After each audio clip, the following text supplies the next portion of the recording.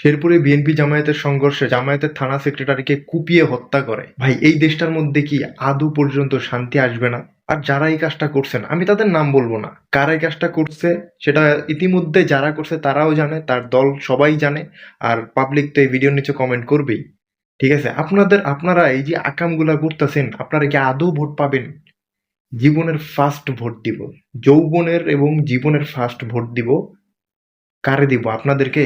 Vote একবারে পিছন দিয়ে ভইরা দিব, মোড়ায় মোড়ায় ভইরা দিব। ঠিক আছে, আবারও বলতেছি, আমি কোনো বিএনপিকে গালি দিচ্ছি না।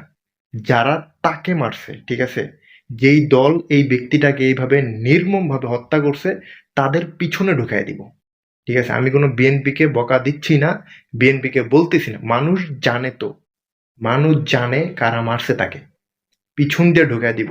আমি মানলাম এই ব্যক্তিটা, ধরেন ব্যক্তির তো কোনো দোষ নাই, ধরলাম ব্যক্তিটা খুবই খারাপ একজন মানুষ, সে দেশদ্রোহী, তার মতো জঘন্য মানুষ নেই।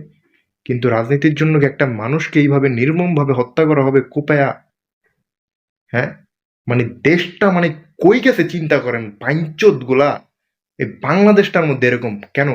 বড় বড় ইসে দেখ ভাই, নিউ ইয়র্কের মতো সিটিতে মুসলিম মেয়র হয় মিয়া, কেমনে মিয়া? ওই দেশে কুপাকুপি হইতে পারে না, মারামারি হইতে পারে না? আমাদের লেওরার একটা ফকিন্নি মার্কা রাষ্ট্রে যত সব এসব কাহিনী হয়। কিচ্ছু বললাম না, আপনারা শুধু কমেন্ট করে আমাকে ফাটায় দেন। কারা কারা এই আকামগুলা করছে ডাইরেক্ট ফাটায় দেন। ঠিক আছে, জামায়াত তো আমি দুচি না, বিএনপিও দুচি না, আওয়ামী লীগও দুচি না। সোজা কথা, এইসব আকাম কুকাম দেশের মধ্যে বিশৃঙ্খলা যারা সৃষ্টি করবো তাদেরকেই দুচি। দেশটা শান্তিতে থাকতে দিবেন।